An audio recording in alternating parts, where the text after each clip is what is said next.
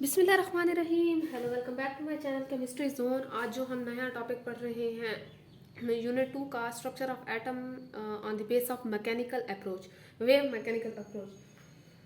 आपने पिछली वीडियो में क्या चीज़ डिस्कस की कि हमारे पास जो था डी ब्रोगली एक साइंटिस्ट था जिसने क्या चीज़ की थी, उसने एतराज़ किया था कि बोहर का जो मॉडल है जिसमें वो कह रहे हैं कि हमारे पास कोई भी इलेक्ट्रॉन है वो ऑर्बिट में घूम रहा है और उस इलेक्ट्रॉन की हम पोजीशन और मोमेंटम जो है वो 100% एक्यूरेट फाइंड भी कर सकते हैं एंड सिमिल्टेनियसली कर सकते हैं।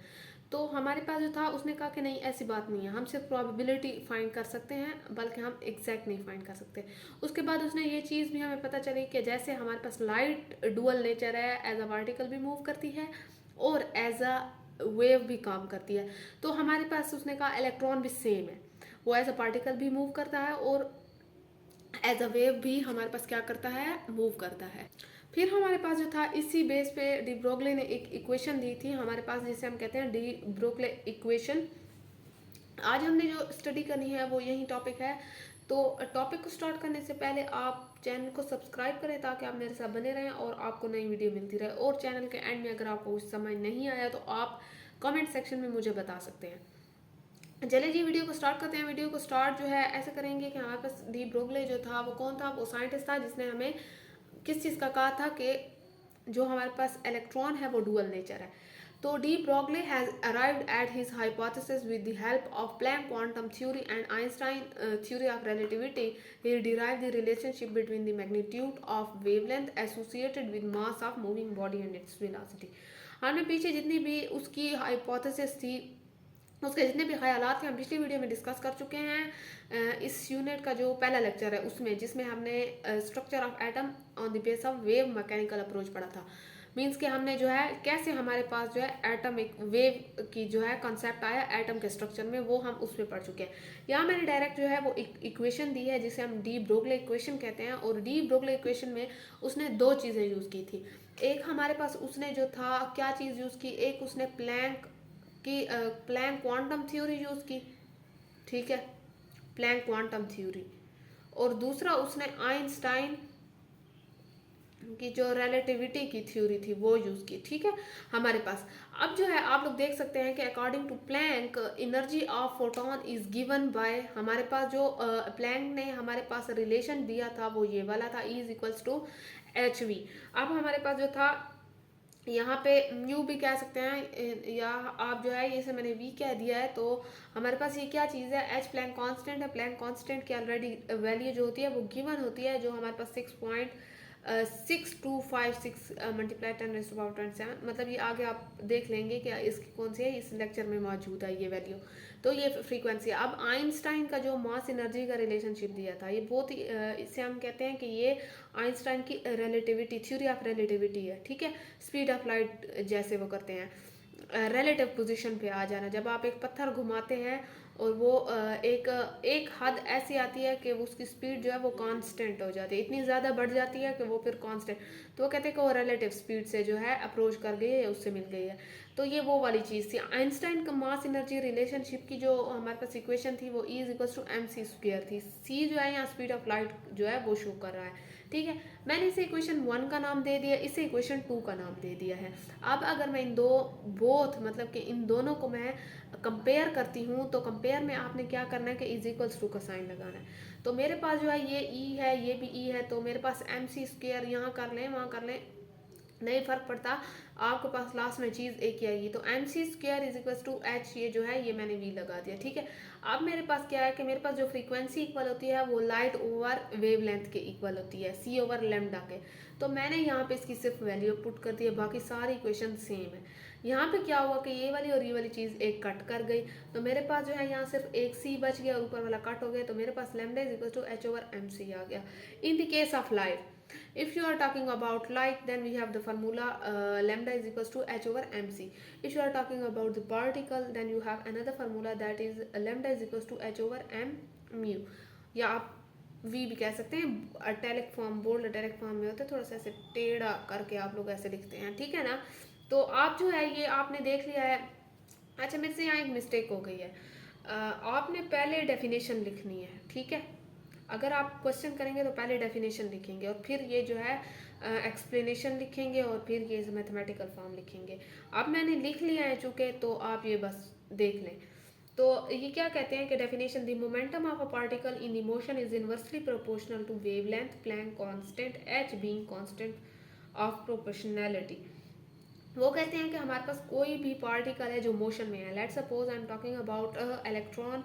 हमारे पास, आपको पता है इलेक्ट्रॉन मोशन में होता है, वो रिवॉल्व कर रहा होता है। तो वो कहते हैं कि अब इस पार्टिकल का जो मूविंग पार्टिकल, उसका मोमेंटम जो होता है वो इनवर्सली प्रोपोर्शनल टू वेवलेंथ होता है। अब ये मेरे पास आप लोग ये देख सकते हैं, अगर मैं लेट सपोज आपको वो भी लिखवा दूँ इसका रिलेशन। लेट सपोज मेरे पास ये है लेमडा ऑफ ई जो है इन्वर्सली प्रोपोर्शनल टू मोमेंटम, ठीक है, सॉरी इन्वर्सली का साइन। अगर मैं इस इन्वर्सली का साइन यहाँ से हटाती हूँ तो मेरे पास आता है एच ओवर पी। तो वो भी यही बात करें कि कोई भी पार्टिकल है, कोई भी पार्टिकल मूविंग पार्टिकल है, उसका जो ये मोमेंटम है वो इन्वर्सली प्रोपोर्शनल होगा उसकी वेवलेंथ के, ठीक है। और यहाँ पे जो कांस्टेंट आएगा वो प्लैंक कांस्टेंट आएगा। मैंने ये प्रोपोर्शनैलिटी का ये साइन है, यहाँ पे मैंने ये हटा के क्या लगाया है, एच कांस्टेंट लगाया है, that is called Planck constant. तो मेरे पास ये यहाँ पे आप इस उसके बाद ये वाला रिलेशन भी लिख सकते हैं, बल्कि लिख लें लाजमी, ठीक है। अब डी ब्रोगले वेव्स किसे कहते हैं, the wavelength of waves associated with moving material particle wave matter is called de Broglie wave. Wavelength of waves associated with moving, मतलब कि आपके पास कोई भी मैटर है जो मूव कर रहा है और उसकी जो वेवलेंथ है और उस वेवलेंथ की जो वेव्स हैं, आप उसे क्या कहते हैं, आप उसे डी ब्रोगली वेव्स कहते हैं। आगे देखते हैं, इसकी दो एग्जांपल्स हैं आपके पास। चलिए जी स्टूडेंट्स, आप लोग ये देख सकते हैं, वो कहते हैं de Broglie equation is true for all the particles but only with the very small particles such as electron that the waves like aspect is of any significance. तो हमारे पास क्या, large particle in motion do possess wavelength but it is not measurable. यहाँ पे एक बात समझे मेरी, वो कहते हैं जो ये डी ब्रोगली इक्वेशन है ये जो एप्लीकेबल है ये ओनली फॉर स्मॉल पार्टिकल्स है। अगर आप लोग इसे लार्ज ऑब्जेक्ट या लार्ज पार्टिकल पे लगाएंगे तो इसकी जो साइज है वो डिटेक्ट नहीं हो सकेगी।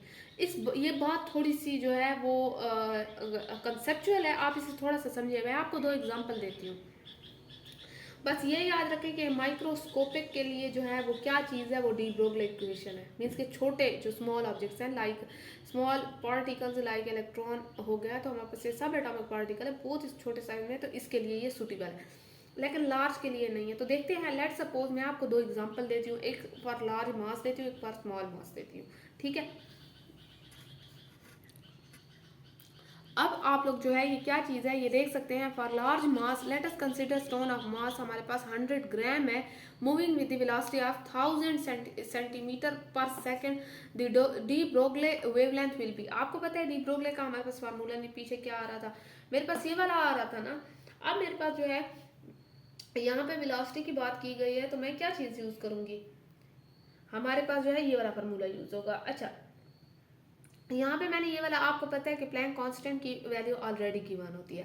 हमारे पास जो है यहाँ पे इसका मैस भी बता दिया गया है कि वो 100 ग्राम है, मैंने यहाँ पे 100 लिख लिया, और उसकी वेलोसिटी भी बता दी गई है जो कि हमारे पास क्या है, 1000 सेंटीमीटर पर सेकंड है। अब मैंने ये चीज़ की तो मेरे पास ये वाला आंसर आया। आपने ये देखा है ये वाली चीज़, तो जाहिर बात है आपको इससे अंदाज़ा हो रहा है कि ये बहुत ही स्मॉल है, ठीक है। जब आप नेगेटिव में जाते हैं, आपकी जब लेट सपोज आपकी कोई वैल्यू नेगेटिव में आती है, मैंने यहाँ पे नेगेटिव 10 है और एक जगह 10 -32 है, ठीक है। तो अब कुछ स्टूडेंट को अभी भी इस चीज़ में कंफ्यूजन होती है कि हमारे पास ये इतनी वैल्यू स्मॉल कैसे है, इस पे तो 32 है और इस पे तो 8 है। जब आप नेगेटिव में जाएंगे, पीछे चलते जाएंगे, तो आपके पास वैल्यू छोटी होती जाएगी। जब आप पॉजिटिव में आगे जाएंगे तो आपके पास ये वैल्यू ज़्यादा है और यहाँ पे ये वैल्यू ज़्यादा है, ठीक है। प्लस में ये वैल्यू कम है और नेगेटिव में ये वाली वैल्यू कम है, क्योंकि आप पीछे की तरफ जा रहे हैं। अब जो है आपने क्या करना है कि आपने देखना है यहाँ -32 है, तो this is very small value, तो हम जो है ये कोई भी इतनी स्मॉल वैल्यू को कोई इंस्ट्रूमेंट डिटेक्ट नहीं कर सकता। हमें ये भी पता है कि हम लार्ज मास के लिए ये चीज़ यूज़ कर रहे हैं, लार्ज मास को फाइंड करने के लिए। लेकिन डी ब्रोगली इक्वेशन इस पे एप्लीकेबल इसीलिए नहीं था कि ये देखें आप जितना भी लार्ज मास ले लें आपके पास आंसर क्या आएगा, वेरी स्मॉल आएगा। आप कोई भी और ले लें, आप आंसर चेक कर लें, जब आप 10 रेज की पावर आपकी आएगी वो बहुत स्मॉल आएगी। जितनी हमारे पास नेगेटिव के साथ ज्यादा वैल्यू आएगी मीन्स कि वो बहुत छोटा है। ठीक है, अब यहाँ पे तो डी ब्रोगली इक्वेशन नहीं अप्लाई होगी, मीन्स के सूटेबल ही नहीं है इस चीज के लिए। अब जो है आगे देखते हैं कि अगर मैं स्मॉल मास के लिए करूं, लेट अस कंसीडर हमारे पास ये इलेक्ट्रॉन है, जब मैं ई लिखूं और नेगेटिव साइन लगाऊं that means electron, it is electron in hydrogen atom, it has the mass of, अच्छा ये मास ये यहाँ पे लिखा हुआ है, ये चीज मास है 9 पॉइंट, आपको पता है ना मास ऑफ इलेक्ट्रॉन ये वाली चीज है 9.1091 मल्टीप्लाई 10⁻⁻28 ग्राम मास हमारे पास जो है। एंड मूव्स विद वेलोसिटी हमारे पास ये दी गई है, जिसमें मेरे पास ये क्या चीज थी, ये सेंटीमीटर पर सेकंड है, ठीक है ना वेलोसिटी। अब मैं अगर इसकी वेवलेंथ फाइंड करती हूँ इस चीज की, तो फार्मूला वही चीज है, मैंने यहाँ पे भी पुट किया। अब मैंने क्या चीज पुट किया, ऊपर मेरे पास आपको पता है प्लैंक कांस्टेंट की ये वाली वैल्यू है, मेरे पास मास ये दिया गया है, this is mass and this is velocity, this is Planck constant, मेरे पास आंसर ये चीज आ गया। इस वाले आंसर को देखें, इस वाले आंसर को देखें, कौन सा बड़ा है, ऑब्वियसली ये वाला बड़ा है, क्योंकि इसके साथ नेगेटिव की कम वैल्यू है, इसके साथ ज्यादा थी, तो मेरे पास ये डिटेक्ट हो पाएगा इंस्ट्रूमेंट से। वो डिटेक्ट नहीं होगा, वो इसलिए नहीं होगा कि that is very small and instrument can't detect that much और दैट टाइप ऑफ स्मॉलेस्ट जो हमारे पास वेवलेंथ है। ठीक है, तो हमारे पास जो है यहाँ पे डी ब्रोगले का ये चीज जो है प्रूफ हो गई कि ये हमारे पास स्मॉल सब एटॉमिक पार्टिकल्स के लिए, इसलिए हमने ये इलेक्ट्रॉन पे भी किया, और डी ब्रोगले का भी खुद का जो इक्वेशन था वो इलेक्ट्रॉन सब एटॉमिक पार्टिकल के लिए था। ठीक है, अब आप लोग देखिए कि ये जितनी भी वैल्यू आ रही है ये हमारे पास एक्सरेज से कंपेरेबल आ रही है, और ये डिटेक्टेबल भी है, जैसे एक्सरेज को डिटेक्ट कर सकते हैं इंस्ट्रूमेंट, ऑब्वियसली इसे भी डिटेक्ट कर सकेंगे। तो ये थोड़ा सा फर्क था यहाँ पे। बस ये जो टॉपिक था यहाँ तक था, आई होप सो आपको जो है ये चीज़ समझ आ गई होगी। अगर आपको स्टिल कोई डाउट है you can ask me in comment section.